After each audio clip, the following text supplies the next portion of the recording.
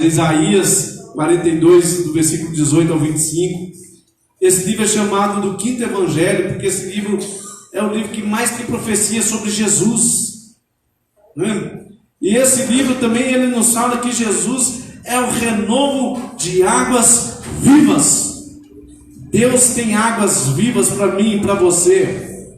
Cristo não é simplesmente uma religião. Cristo não é simplesmente vir no culto, mas Ele é novidade de vida todos os dias em você. Ele é o próprio Cristo vivo, vivendo dentro de mim e dentro de você. Amém? E eu creio que Deus ele quer fazer acontecer isso na nossa vida. Ele é aquele que faz nascer rios sobre desertos. Ele é aquele que no lugar seco, ele faz um jardim acontecer ali. E o Senhor deseja que isso aconteça na minha vida. Mas para isso, nós não podemos cair nessa armadilha que nós vamos falar aqui hoje. Isaías capítulo 42, versículo 18 ao 25. Meus irmãos, que Deus te dê ouvidos para você ouvir. Que Deus te dê olhos para você enxergar a glória de Deus. Amém? Isaías 42, versículo 18. Está escrito assim: surdos, ouvi, e vós cegos, olhai, para que possais ver. Quem é cego, senão o meu servo, ou surdo como o meu mensageiro, a quem envio? E quem é cego como galardoado e cego, como o servo do Senhor? Tu vês muitas coisas, mas não as guardas. Ainda que tenha os ouvidos abertos, nada ouve. O Senhor se agradava dele por amor da sua justiça, engrandeceu-o pela lei e o fez glorioso. Mas este é um povo roubado e saqueado. Todos estão enlaçados em cavernas e escondidos nas casas dos cárceres. São postos por presas, e ninguém há que os livres, por despojos, e ninguém diz: restitui. Quem há entre vós que ouça isso, que entenda e ouça o que há de ser depois? Quem entregou Jacó por despojo e Israel aos roubadores? Porventura não foi o Senhor, aquele contra quem pecaram, e nos caminhos do qual não queriam andar, não dando ouvidos à sua lei? Pelo que derramou sobre eles a indignação da sua ira e a força da guerra, e lhes pôs labaredas em redor, mas nisto não atentaram, e os queimou, mas não puseram nisso o coração. Amém? Amada igreja, pode se sentar. Senhor Jesus, nós clamamos ao teu santo nome. Senhor, fala conosco esta noite, Senhor. Tenha misericórdia das nossas vidas, Senhor. Nos dê um coração sensível para entender a tua voz, Senhor. Ouvidos para ouvir mesmo, olhos para enxergar, Senhor. Para que nós tenhamos, sim, a alegria da tua salvação todos os dias da nossa vida, Senhor. Por isso somos sedentos de ti. Fala conosco esta noite, em nome de Jesus. Meus irmãos, esse texto aqui fala dos que ouvem, os que veem, mas não enxergam. Ele fala daquele que tem ouvido, que ouve, mas não entende. Eu creio que o Senhor quer falar comigo e com você esta noite aqui. Eu li esses dias para trás aí 4 vezes mais ou menos o livro de Isaías, um livro tremendo, né, um livro messiânico. E eu creio que Deus quer falar poderosamente para você, porque Deus quer que você contemple a glória dele.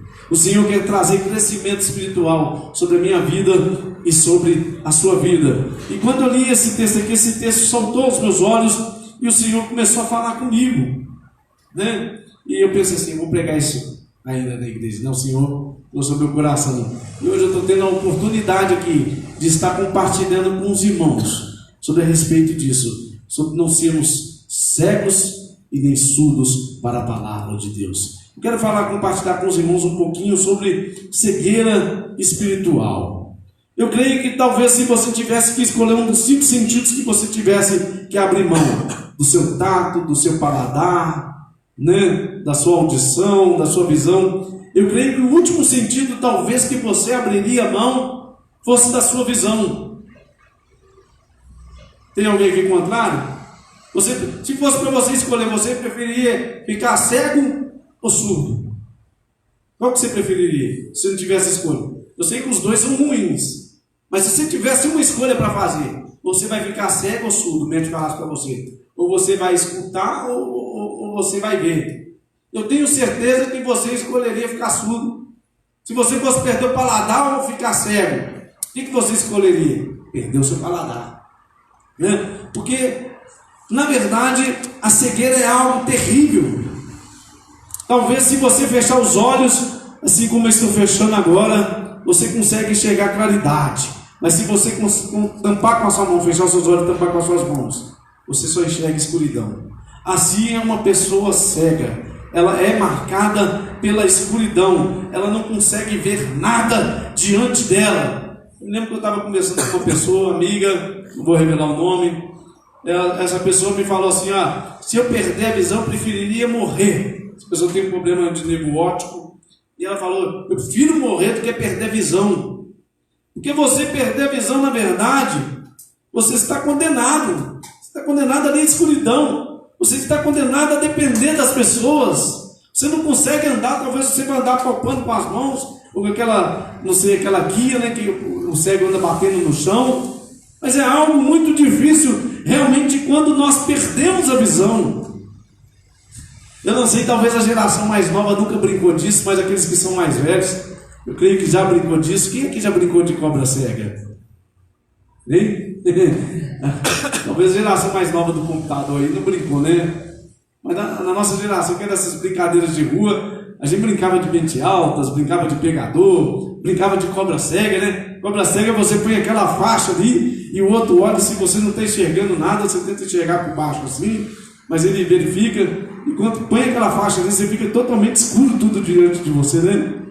E você vai andar, você tem aquele medo tremendo. Isso é a cegueira, né? Física, a cegueira física é algo terrível. Antigamente, quando uma pessoa, no Antigo Testamento, uma pessoa cega ali, na verdade é a pessoa que estava condenada à mendigância. Ela estava condenada a pedir as coisas ali. A Bíblia trata a cegueira aqui como algo terrível. E é algo realmente terrível. A cegueira. Nós estamos falando da cegueira física. Nós vamos falar daqui a pouco sobre a cegueira espiritual, né? Eu me lembro de uma história que eu vi, que eu guardei. Teve um homem que ele foi hospitalizado, ele foi ali parar no hospital, com problema de coração. E quando ele chegou ali, ele ficou na cama do lado do outro, e a outra cama ela dava pela janela. E toda tarde aquele senhor daquela janela ali, que também sofria com problemas cardíacos, ele debruçava sobre a janela e ele começava a descrever várias coisas. Nossa, eu estou vendo um jardim bonito lá embaixo, tem um parque de diversão. E ele começava a contar, e o outro que estava debilitado ficava doido para levantar da cama para olhar também, para ver o que estava lá embaixo acontecendo. No outro dia ele falava, olha, tem uma banda de música tocando lá embaixo, tem pessoas brincando, crianças brincando, vendedor de picolé, de pipoca, de bala. E aquele outro do lado ali, ele ficava imaginando e falava, nossa, eu também quero ver isso. Eu só estou aqui olhando parede do hospital e tudo, né? Você passa uns dias, aquele senhor que ficava relatando aquilo ali, ele vinha a falecer, estava muito doente, ele faleceu. E logo, aquele que estava na cama do lado, ele pediu para a enfermeira colocasse ele na outra cama. Falou, eu quero ir para a outra cama, eu quero ir para a janela também. Eu estou aqui já, eu vou ficar aqui mais dias, eu quero ver o que o senhor está descrevendo. E quando ele olhou na janela, o que ele viu foi um arranha-céu diante dele. Ele não viu nada diante dele. Ele falou, mas, enfermeira, o que aconteceu? O homem que estava aqui na janela, ele descrevia que tinha um parque lá embaixo, ele descrevia que tinha pessoas brincando, ele descrevia tantas coisas boas que eu ficava imaginando. Ele falou, aquele senhor ele sempre era internado aqui, ficava na janela, e só que ele é cego. Ele não via nada não, mas ele ficava na janela aqui imaginando várias coisas. Meus irmãos, e com essa história eu fico pensando, a pior coisa é a pessoa que é cega internamente, dentro dela mesmo. É quando ela perde a sede de viver, é quando ela perde a vontade de viver, quando ela perde os sonhos da sua vida. quando ela não consegue enxergar graça em mais nada. E pior ainda, é quando nós começamos a não ter motivação nenhuma espiritual na nossa vida. É quando vir na igreja se torna algo totalmente pesado para você. É quando você levantar as mãos, você levanta as suas mãos, mas o seu coração não está naquilo. Você não queria estar louvando a Deus. Na verdade, você está seco espiritualmente.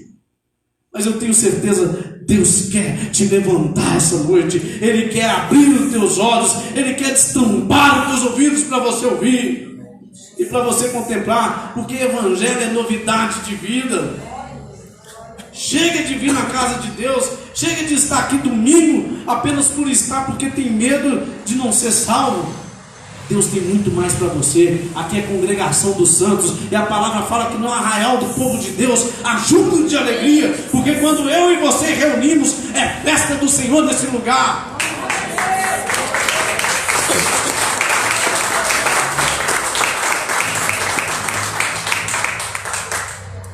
O que nós podemos descrever então por cegueira espiritual? O que você entende por cegueira espiritual? A cegueira espiritual é a incapacidade de avaliar as situações espirituais. É não enxergar o que Deus tem para nós. É terrível. Quando a pessoa perde a capacidade, o pecado ele já não faz diferença na sua vida. Ela começa a relativar tudo. Ela já não tem mais temor do Senhor, né? Nós podemos descrever cegueira espiritual. Eu vejo por esse lado aqui, é você não conseguir enxergar mais as promessas que Deus tem para você. É você não ter alegria nessas promessas.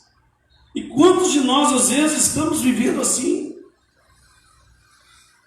Alguém aqui tem alguma outra descrição aí da cegueira espiritual? Descrever, quer falar? Hein? Isso aqui são palavras descritas minhas. Mas eu vejo assim, é quando eu e você perdemos a capacidade de avaliar. Tem gente que acha que é santo demais. Ele está no pecado, ele está no erro, ele está no engano, mas ele ainda acredita que ele está no caminho certo. Você sabe o que é o triste? Ele pode achar que ele está indo para a Bahia, mas se ele pegar o caminho para o Rio Grande do Sul, não vai chegar na Bahia. Ele vai chegar no Rio Grande do Sul. E às vezes nós estamos achando que nós estamos no caminho rumo ao céu, mas na verdade nós não estamos. As nossas atitudes são outras. Nós estamos indo rumo a outro lugar. E se Deus não abrir os nossos olhos, é isso que Deus está falando para eles aqui. Olha, vocês estão escondidos em caverna. Vocês estão sendo roubados. Vocês estão sendo destruídos. E sendo que eu estou no meio de vocês. Deus andava no meio daquele povo. E mesmo assim aquele povo estava sendo cego. E aquele povo estava sendo surdo. Deus está no nosso meio, meus irmãos. Nós podemos nos perder dentro da casa de Deus. Não se engane. Você pode estar se desviando dentro da casa do Senhor. Eu sei que aqui tem palavra de alerta. Eu sei que aqui tem palavra de alimento. Eu sei que aqui tem palavra de alegria. Mas a verdade, se não abrirmos os nossos olhos, os nossos ouvidos, nós vamos nos perder dentro da casa de Deus. Você quer ver uma coisa? Aquele filho estava dentro da casa do pai, o filho pródigo. Mas o que aconteceu com ele? Ele estava com seu olhar lá nas luzes da cidade. Alguém devia ter falado para ele: lá tem festa, lá tem mulheres, lá tem bebida, lá tem isso, lá tem aquilo. E o coração daquele filho ali começou a saltar assim: puxa vida, eu tenho que sair da casa do meu pai, nem que eu tenho que pegar minha parte, nem que eu tenho que declarar que meu pai morra, mas eu tenho que viver a minha vida. Ele estava perdido dentro da casa do pai. O mais velho também estava perdido. O mais velho falou: olha, o senhor nunca me deu um cabrito. O mais velho, ele não conhecia som de festa. Quando ele ouve festa, ele fala: opa, que som que é esse aí? O que está acontecendo que está tendo festa? Ele não conhecia som de festa. Ele não sabia que tudo que ele tinha era dele. Porque quando ele vai reclamar para o pai: pai, o senhor nunca me deu um cabrito. O pai olha para ele com a mão e fala: meu filho, tudo é seu, filho. Tudo aqui é seu. E às vezes nós estamos dentro da casa do Pai e estamos perdidos. É por isso que a depressão tem batido a porta. É por isso que a angústia tem tomado conta da alma. É porque às vezes nós não sabemos quem nós somos em Cristo Jesus. Mas eu tenho certeza que Deus quer tirar a casca de religiosidade de nós. Quer nos dar um coração cheio da alegria da salvação. Cheio do amor de Deus. Quer nos dar olhos para ver, visão de águia, para você contemplar as grandes coisas que o Senhor vai fazer na sua vida, na sua geração, na sua igreja, na sua nação. Meus irmãos, que Deus abra os nossos olhos, que Deus destampe os nossos ouvidos. Deus quer te dar ouvidos para você ouvir o som de louvor. A palavra diz lá no Salmo 89, versículo 15: bem-aventurado o povo que conhece o som festivo e anda diante do Senhor. E o Senhor quer te dar ouvidos para você conhecer o som festivo. Mas o propósito do diabo é nos cegar. O propósito do diabo é nos roubar. A palavra diz lá, não precisa abrir, 2 Coríntios 4:4, que o Deus deste século cegou o entendimento dos injustos, cegou o entendimento de muitos. A verdade, meus irmãos, é que o diabo ele quer abrir a sua visão e ele quer abrir os seus ouvidos, mas para você conhecer o mal, para você andar no seu próprio egoísmo, para você andar por você mesmo, distante de Deus, distante daquilo que Deus tem preparado para você. Eu estava meditando, a gente vê quando o diabo ali, ele começa a serpente, começa a bater um papo com Eva, ele fala: olha, se você comer, o que ele fala? Os seus olhos vão ser abertos. Na verdade, os olhos de Eva já estavam abertos para a glória de Deus. O que o diabo queria fazer é abrir os olhos de Eva e de Adão para a maldade. Porque ele, sabendo que ele abria os olhos para a maldade, ele fechava os olhos para Deus. E é isso que o inimigo ele quer fazer na nossa vida. Ele quer abrir os nossos olhos conforme o curso deste mundo. O inimigo ele quer contaminar nossa mente, nós pensarmos conforme este mundo pensa, andar conforme este mundo anda. É interessante que é tanta coisa errada nesse mundo que acontece, né? Tem acontecido tanta coisa errada, que quando aparece alguém falando alguma coisa certa, ele é louco. Eu não estou defendendo o Bolsonaro aqui não, sabe? Eu sei que ele fala muitas coisas assim, ele agride muito, mas quando ele fala a verdade, as pessoas colocam ele como louco, de tanta coisa errada que acontece. E as pessoas têm aprendido a viver de forma errada, de tão próprio egoísmo. O que o mundo prega? Você tem que ser feliz a qualquer custo. Passa por cima de qualquer coisa, se for possível, deixa o seu filho, deixa isso, vai viver a sua vida, viva na intensidade máxima que você puder viver. Porque o inimigo sabe que a sua carne jamais se satisfaz. Ele sabe que a sua sede, ela jamais se acaba. A única coisa que acaba com a tua sede, a única coisa que te satisfaz verdadeiramente é Deus reinando dentro do seu coração, através do seu Filho Jesus. O inimigo quer nos conformar com este mundo. O que vai dizer a palavra? Romanos 12:2, ele vai dizer assim: não vos conformeis neste mundo. Não tome a forma desse mundo. Não pense como esse mundo pensa. Ah, mentirinha, todo mundo fala mentira. O que tem a falar mentira? Cristão não fala mentira. Cristão ele vive na verdade. Ah, o que tem ser desonesto? Todo mundo é desonesto. Meus irmãos, tem uma multidão caminhando para o inferno. Nós queremos caminhar com essa multidão. A Bíblia fala que a porta do céu é estreita mesmo. Só passa por ela quem quer andar em santidade, quem quer viver uma vida reta diante de Deus. A cegueira e o conformismo nos tira a capacidade de influenciar este mundo. Essa coisa é muito séria. No Brasil, se você pegar, nós temos a maior marcha para Cristo aqui. Somos 45 milhões de evangélicos. Não estou acusando a igreja brasileira, mas o que acontece? Que o Rio de Janeiro ele vive em constante estado de guerra. É um dos estados mais evangelizados, onde tem mais evangélico. O que acontece que um país que tem tantos evangélicos é um país que tem a maior marcha gay do mundo? É um país marcado pela corrupção, é um país marcado pela mentira, pela vergonha, é um país marcado pela prostituição. Nós, como igreja, precisamos de sair do nosso estado de cegueira. Porque a verdade é que quando nós conformamos com esse mundo, você perde a capacidade de testemunhar de Cristo. Você vai pregar para alguém, como é que você vai pregar? Você vive igual ele, você vive igual ele olha para a sua vida igual a dele, até pior do que a dele. Deus, mas quem que é esse que quer falar para mim? Vive aí, olha, triste, infeliz, terrivelmente mal mesmo. O que você tem para trazer para mim? E quando vai trazer para as pessoas, vai trazer religiosidade. As pessoas não aguentam religiosidade. As pessoas têm sede de vida, e você é um bebedor aonde elas podem beber da água da vida. As pessoas têm sede de ver a glória de Deus, e você é a luz do mundo, porque a luz do mundo está em você. Ele é aquele que te faz como uma estrela no céu escuro. A Bíblia fala que nós somos como luzeiros neste mundo, mas para isso nós precisamos ter um coração verdadeiramente transformado, uma vida verdadeiramente transformada.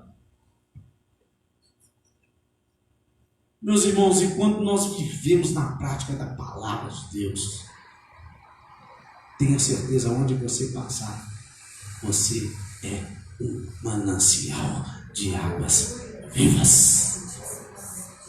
Deus vai trazer transformação. Eu estou orando, eu moro num lote lá com 4 casas, estou orando. Deus, eu já estou trazendo 2 para aqui para a igreja. Estou orando, são gente difícil. Eu tenho orado. O Senhor não me deixa eu morar aqui só para morar, não. Se o Senhor me colocou aqui, porque o Senhor tem propósito. Um dia a Jennifer estava lá em casa, foi em casa, eu comecei a falar de Jesus para ele, impactado, eu fiquei mais de meia hora ali. Não perca tempo, meus irmãos, Jesus está voltando. Influencia a tua geração. Mas para isso nós precisamos ter olhos abertos, nós precisamos ter ouvidos destampados, entender o que Deus tem para nós. Olha que o versículo 20 ele vai dizer para mim e para você: tu vês muitas coisas, mas não as guardas. Ainda que tenha os ouvidos abertos, nada ouve. Como eu falei, Deus estava no meio deles. Judas andou 3 anos e meio com Jesus, mas Judas não conseguiu perceber que Jesus era o Filho de Deus. Ele só via Jesus como um libertador político. Ele não conseguia ver Jesus aquele que trazia salvação. E a gente sabe da história de Judas. O que pode nos trazer então essa cegueira espiritual? Rapidamente eu vou falar sobre 4 coisas aqui que Deus trouxe ao meu coração, talvez tenha mais, mas eu quero compartilhar 4 coisas aqui para não delongarmos. A primeira causa que pode trazer uma cegueira espiritual na sua vida é não darmos o devido valor à palavra de Deus. Sabe o que eu acho engraçado? Tem cultos aí que tem 1h30 de louvor, na hora da pregação é 10 minutos, acabou e pronto. Não tem interesse em aprender, não tem interesse em crescer. Eu sei que louvor é muito bom, é muito gostoso, é bênção de Deus, Deus desce a glória dele, é bênção de Deus quando nós cantamos ele, mas nada pode sobrepor a palavra de Deus, porque ela é poderosa para transformar a sua vida.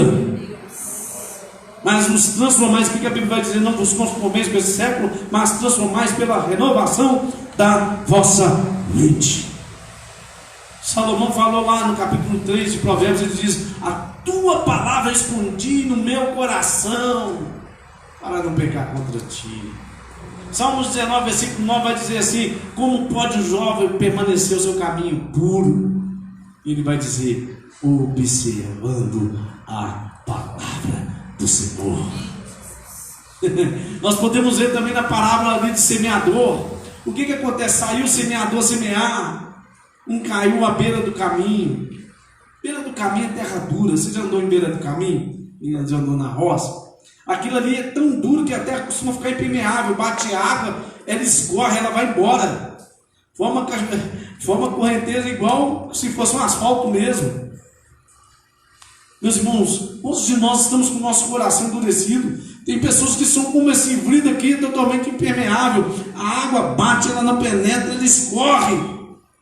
A palavra de Deus, você ouve a palavra de Deus, tem ouvidos, até ouve, mas não consegue entender.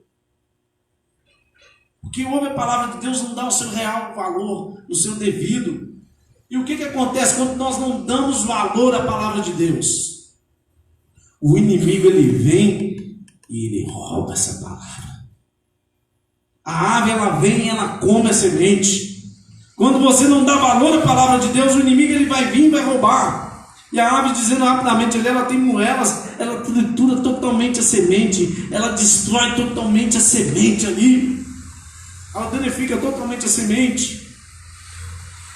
Uma coisa que pode te fazer cego espiritualmente, nós temos que estar atentos, nós temos que dar valor a essa palavra aqui. Os homens avivalistas, quando nós estudamos a história dos avivalistas, eles tinham duas coisas: eram homens de oração e eram homens que liam a palavra incessantemente. Acho que George Miller, né? Ele leu 200 vezes essa Bíblia de joelhos, de tal temor e cuidado que ele tinha com essa palavra. George Miller foi um homem que abriu vários orfanatos na sua época ali, e foi um dos grandes contribuidores para que o avivamento viesse, acho que, sobre a Inglaterra. Nós temos que amar essa palavra, porque essa palavra, ela é a guia, ela é a bússola, ela é aquela que abre os nossos olhos, ela é aquela que nos confronta, ela é aquela que nos faz ver, é aquela que nos faz enxergar, é aquela que realmente, através do Santo Espírito de Deus, nos dá a capacidade de discernirmos todas as situações. Então ame essa palavra, guarde essa palavra no seu coração. Não deixe que o inimigo venha e rouba e te traga cegueira espiritual, para que você não enxergue a glória de Deus, e para que você tenha a mente conformada conforme esse mundo. Mas essa palavra, transformai-vos pela renovação da palavra, transformai-vos pela renovação da tua mente. Segunda coisa que pode te fazer cego espiritualmente é a superficialidade da fé. O que é essa superficialidade? Nós cantamos, alegria, né? É uma maravilha, o Espírito Santo vem sobre nós, aí é dar arrepio, 3 pulinhos, e aquela maravilha que é gostoso mesmo, né? Sentir a presença de Deus, que é maravilhosa. Mas eu quero dizer que Deus, ele não quer apenas te visitar, Deus, ele quer habitar no teu coração, e ele habita no coração limpo. Deus não habita em coração sujo. A superficialidade da fé, na hora que vem a tribulação, você vai ser arrancado, você vai ser arrebatado. Nós precisamos criar raízes em Deus. Por isso que ali na Tiago vai dizer assim: enraizados. Tenta arrancar uma árvore com raiz, não arranca. Só com o trator ele vai fazer um buracão enorme. Nós precisamos ter raízes em Deus. O que acontece com aquela, na parábola da semente? Aquela que cai ali, rapidamente para você, ela cai em terra, e tem pouca terra ali. Tem a rocha embaixo, que ali tinha muita rocha. A rocha é calor, a água ali fixava na rocha. E o que precisa da semente para germinar? É precisa de água, precisa de calor. Ela nascia rapidamente, crescia rapidamente. Mas só quando as suas raízes começavam a crescer. Meus irmãos, nós precisamos da nossa raiz em Deus.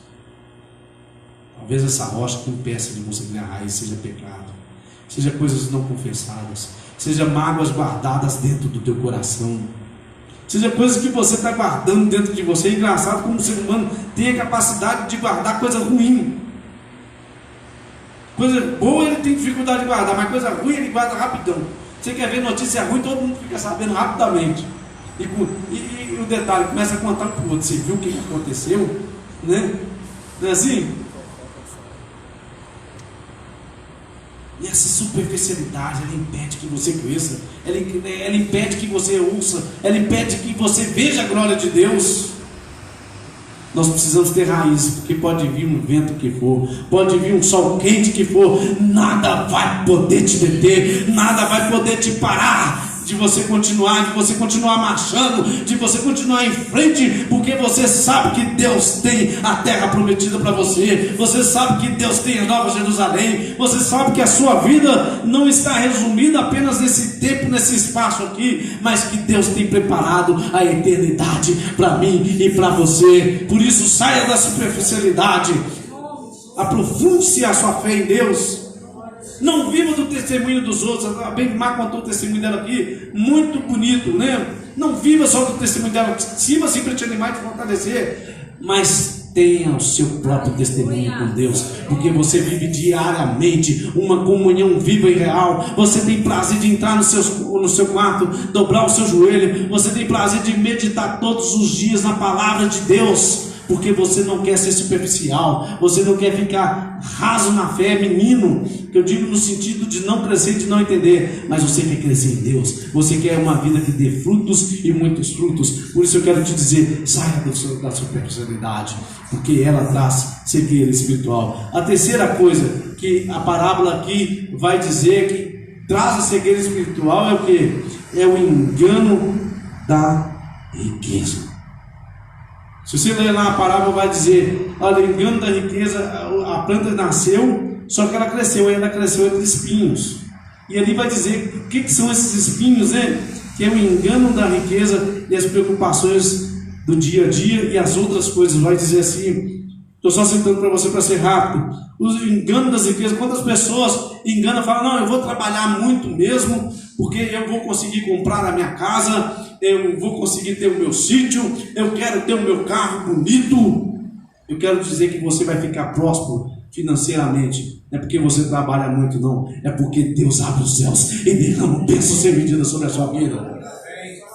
Outro dia eu estava conversando com uma pessoa, não posso dar um nome, mas trabalhou tantos anos, construiu uma casa. Quando construiu a casa, a esposa mandou ele embora. O que adiantou? 9 anos, 10 anos, 15 anos, deixou de ir em festa, deixou de curtir a esposa, deixou de curtir filhos, ganhou dinheiro, ganhou, mas só não levou. Se pior que é roubar e não levar, né? Eu não sei não, isso para mim é ruim, né? Mas já pensou você trabalhar anos e anos e anos, e na hora de você desfrutar, você não desfrutar, chegar outro e levar no seu lugar? É isso que acontece, meus irmãos. Não se engane com as riquezas. Não se engane com as coisas desse mundo. Eu não estou falando para você não ter a vontade de estudar, a vontade de crescer na vida, de realmente ir para frente, que o cristão ele tem que ocupar os melhores lugares. O cristão pode ter cristão faxineiro? Pode. Mas cristão, né, também lá no Supremo Tribunal tem que ter, como o Bolsonaro falou, tem que ter juízes, tem que ter coronéis da polícia, porque nós somos o povo que vai herdar o reino de Deus, essa terra. Você deve crescer mesmo, procura crescer mesmo na sua vida, porque o tempo passa e passa muito rápido. Outro dia eu tinha 18 anos de idade, hoje já estou chegando perto dos 50, né? Algumas décadas, né? Ainda estou novo, estou enxuto ainda, né? Diz que é meia vida, né? Estou meia vida, né? É meia vida, meia sola, né? Estou meia sola, né, Moisés? Tem muito para viver ainda, né? Mas a verdade é que o tempo passa muito. Eu fico vendo esses jovens aí, eles não têm nenhum objetivo na vida, não quer crescer, não quer nada na vida. Sabe a verdade? Você vai chegar a 40 anos de idade despreparado, não pode casar porque não consegue manter uma casa, não consegue manter uma esposa. Né? Os jovens têm dó das mulheres, eles são despreparados para casar. Jovem de 28 anos, 29, 30 anos, não tem nada na vida, não tem uma profissão. E ele quer falar, ele quer casar ainda para quê? Para a mulher cuidar dele? As mulheres estão desesperadas. O pastor ora para a gente, fala, tem que orar para Deus. Meus irmãos, na faculdade você só vê mulheres, no seminário só vê mulheres. As mulheres estão tomando conta mesmo. Os homens estão tudo frouxos. Não é? Mas uma outra coisa que eu quero te dizer: não se engane. O irmão falou comigo assim: se você trabalhar, você pode ganhar muito mais e ficar milionário. Mas para que eu vou ficar milionário? Talvez eu tenha 30 anos de vida, eu vou viver minha vida, eu vou viajar, vou curtir minha esposa, vou fazer a obra de Deus, o reino de Deus. É isso que eu quero da minha vida. Não se engane com as riquezas, porque se você se enganar com as riquezas, ela vai roubar a tua visão espiritual, vai tampar os teus ouvidos, até porque nós vamos ter um coração ganancioso, porque rico faz questão até de centavos, até porque quem sustenta a obra de Deus muitas vezes não são ricos, não tem rico e abençoado e sustenta a obra, mas geralmente quem sustenta é gente assalariado, porque não tem o seu coração pego às coisas deste mundo. Sabe por que nós vamos comprar esse lote? Porque eu creio que aqui nessa igreja tem gente generosa. Meus irmãos, se cada um der 50 reais, eu sei que às vezes é difícil, mas pensarmos 40 pessoas, 2 mil por mês, nós compramos esse lote rapidinho, não é muito difícil não é um sonho tão distante, pode ser distante hoje, mas amanhã, o mês que vem, pode passar a não ser distante, a gente juntar esse dinheiro rapidinho e comprar. Se você pensar, nós pagamos mais de 50 mil de aluguel por ano aqui, 4 anos a gente já compra um lote talvez, só para você ter uma ideia. É muito bom lugar, é. Mas a verdade é que Deus quer nos dar o nosso lugar próprio. Mas para isso, eu e você temos que ter os nossos ouvidos destampados para ouvir a voz de Deus. Você tem que ter os seus olhos para enxergar a glória de Deus. E quando você traz no altar de Deus e é com fé, as janelas do seu ser rasgam, a bênção desce sobre a sua vida. Amém? Por isso, não se engane com as riquezas. A quarta coisa que pode te roubar aqui, que Deus falou no meu coração, fechando aqui para você, sabe o que pode roubar? É a ocupação do dia a dia. Ali o texto está dizendo a ocupação do dia a dia e outras coisas. Aí nós podemos interpretar essas outras coisas, várias coisas. Tem pessoa, o ser humano é tão engraçado, ele só vive ele nunca vive o hoje, ele sempre está vivendo o amanhã, ele está vivendo no passado. Ele está falando assim, amanhã eu vou ter isso, eu vou comprar meu carro, vou conseguir aquilo. E é bom que tenha sonhos, mas ele esquece de viver o hoje. A Bíblia fala, deixa o mal do dia do mal para o seu amanhã, para amanhã. Não vive ele hoje não. Viva o hoje que Deus tem preparado para você, esse momento aqui. Não viva de passado. Às vezes as pessoas falam, olha, no passado eu fui feliz, no passado eu tinha isso, no passado acontecia aquilo. Não viva no passado. Deus tem um presente, porque o dia de hoje se chama presente, e Deus te deu um presente para viver diante dele. Mas se você deixar a preocupação do dia a dia, vai roubar a tua visão espiritual. Você vai ficar tão ansioso, as pessoas que chegam perto dela, parece que está tendo uma marcadinha. Ai, mas o que foi? O que aconteceu? Eu tenho que resolver aquilo, o tempo é curto, parece que não dá tempo. Você já viu pessoas assim? É tanta coisa para fazer na minha casa, é o filho, é isso, é aquilo. E sabe o que acontece? A verdade é que você morre, o filho fica aí. Se for casado, a esposa casa com outro, vai ter outro, vai curtir o seu apartamento, vai curtir a sua casa, vai curtir o seu dinheiro e vai ficar muito feliz na vida ainda. Que isso não aconteça comigo, em nome de Jesus. Que eu curto bastante a minha esposa. Eu conheço gente que morreu muito novo, queria ter casa, queria ter apartamento, não é isso? Não é isso, meu irmão? Você também conhece, né? Queria ter tanta coisa na vida. Sabe a verdade? A esposa dele está casada com outra. E que ele fique bem casado e seja muito feliz. Mas a verdade, se você bobear, você vai para debaixo da terra e outro vai curtir no seu lugar. Não deixa que a preocupação do dia a dia não te roube a sua alegria, roube a sua visão espiritual. Porque se deixarmos, vai roubar a nossa visão espiritual. Para fechar aqui, eu quero ler Isaías 43, versículo 8, para não delongar. Está escrito assim: trazei o povo cego que tem olhos e os surdos que têm ouvidos. A gente repara que aquele povo ali tinha olhos e tinha ouvidos. E podia enxergar, mas não enxergava. Nós estamos falando para a gente que vem, para a gente que enxerga, mas não estava enxergando, está vendo. E Deus está dizendo essa noite assim: olha, se você arrepender, eu sou aquele que pode abrir a tua visão espiritual. Se você arrepender, eu sou aquele que pode te dar ouvidos para ouvir a minha voz. Se você vier diante de mim, você que está numa sequidão, você que está parecendo um deserto, eu posso fazer florescer na tua vida e fazer um jardim. Se você se arrepender, você que está vivendo num deserto, eu posso fazer brotar mananciais de águas vivas dentro de você e tirar essa tristeza, tirar essa angústia da tua alma, tirar essa casca de religiosidade e te dar uma vida plena diante da minha presença. Vocês estão assim, desejos sedentos? Eu estou sedento da presença de Deus. Eu tenho falado com Deus todos os dias. Meus irmãos, eu leio a Bíblia e oro todo dia. Eu tenho comunhão com Deus todos os dias. A minha família é testemunha disso. Eu acordo todo dia de manhã e leio a Bíblia todo dia. Não é só porque eu faço a obra, não. Porque é prazer para mim. Eu sei que aquilo ali eu encontro vida. Eu sei que se eu não fizer isso, eu morro espiritualmente. E todos os dias eu tenho que clamar: Deus me livra da cegueira espiritual. Porque eu sei, se deixar, o meu coração é enganoso, eu vou ficar cego. Eu sei, se deixar, eu vou ficar surdo. Mas o Senhor é bondoso. Ele diz: olha, o povo que andava em trevas viu uma grande luz. É escrito lá em João 8,12: e Deus quer brilhar a luz dele sobre você. Quantos estão sedentos e desejam a sua vida? Ana Luísa vai cantar uma música junto com a Jennifer, acho que está por aí, né? Enquanto isso eu estou falando um pouquinho até elas se ajeitarem. Mas se você está assim, tenha certeza, Deus quer mudar a tua sorte, Deus quer te transformar por dentro, Deus quer te dar uma vida diante da presença dele que vale a pena, meus irmãos, porque o céu não é só futuro, não. Eu quero dizer para você que o céu é hoje, que o céu é aqui e agora. A verdade é para que você experimente o céu, é necessário que o céu nasça dentro de você hoje. Porque se você conheceu Jesus, você já começa a experimentar de paz, mesmo diante das dificuldades, mesmo diante das situações. Se você enfrenta alguma barreira, Ele é aquele que te dá força para você vencer. Então essa pessoa começa a experimentar o quê? Ele, em partes, ela já começa a experimentar o céu. E vamos experimentar na plenitude da glória. Mas Deus quer fazer o céu nascer dentro de você. Então, olha, eu quero dizer que essa noite é noite de arrependimento, é noite de transformação, é noite de novidade de vida em você.